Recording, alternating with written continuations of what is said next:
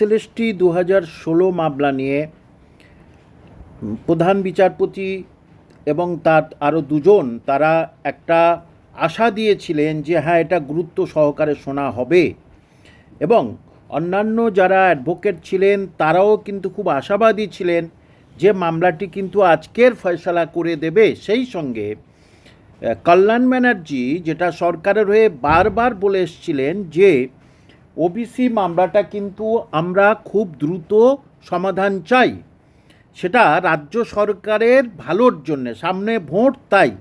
কিন্তু কল্যাণ ব্যানার্জি এটার ব্যাপারে খুব বেশি গুরুত্বপূর্ণ সওয়াল করেননি, মানে স্কুল সার্ভিস কমিশনের এসএলএসটি 2016 মামলা নিয়ে।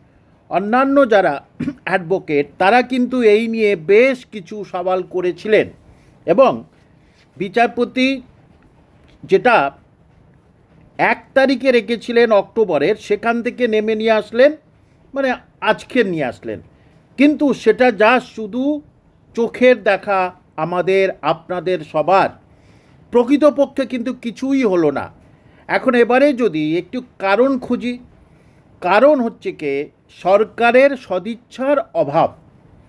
সরকার যেভাবে ওবিসি মামলা নিয়ে উঠে পড়ে লেগেছে যে এটা তাড়াতাড়ি সমস্যা সমাধান করতে হবে, ঠিক তার 1% যদি এই স্কুল সার্ভিস এসএলএসটি 2016 এই এত হাজার ছেলেমেয়ের ভবিষ্যৎটা যাতে সঠিক হয় সেটা নিয়ে যদি বারবার সওয়াল করত, এবং আরজিকর নিয়ে যেভাবে রাজ্য সরকার প্রথমে ঝাঁপিয়ে পড়েছিলেন অনেক অ্যাডভোকেট নিয়ে, তাহলে এই 26,000 ছেলেমেয়েদের ভবিষ্যৎ নিয়ে কি কোনো চিন্তা নেই এই সরকারের?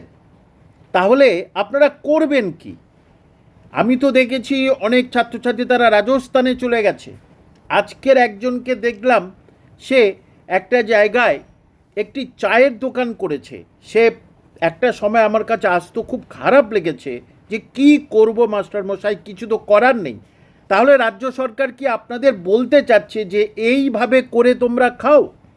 এর আগে আপনারা দেখেছেন 14 বছর পরে মাদ্রাসার মেনের রেজাল্ট বার হলো, কিন্তু সেখানেও বিতর্ক রয়ে গেছে, বিরাট বিতর্ক রয়ে গেছে।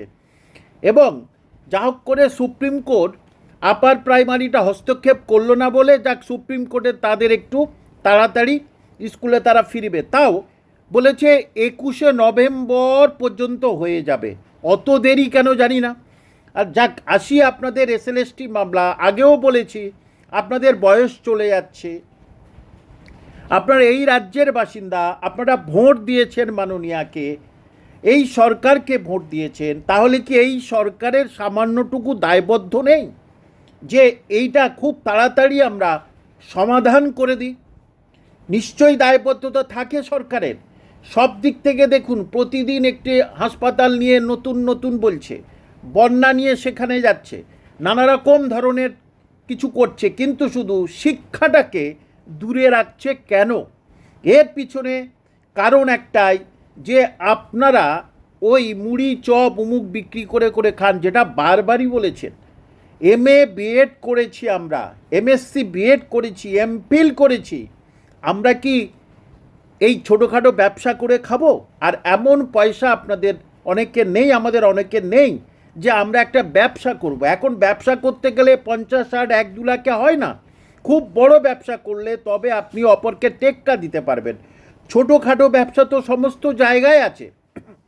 তো যেভাবেই আপনাদের হয়রানি করছে, আপনারা হয়রানির শিকার হচ্ছেন। আপনারা ভবিষ্যতে কি করবেন, আপনাদের রুজি রোজগার কি হবে, এই নিয়েও কিন্তু উপযুক্ত যোগ্য জবাব দিতে হবে আপনাদের। আমি বারবার বলে এসেছি, সবাই এক হয়ে লড়াই শুরু করুন, আমি আছি আপনাদের পাশে, সবাই এক হন।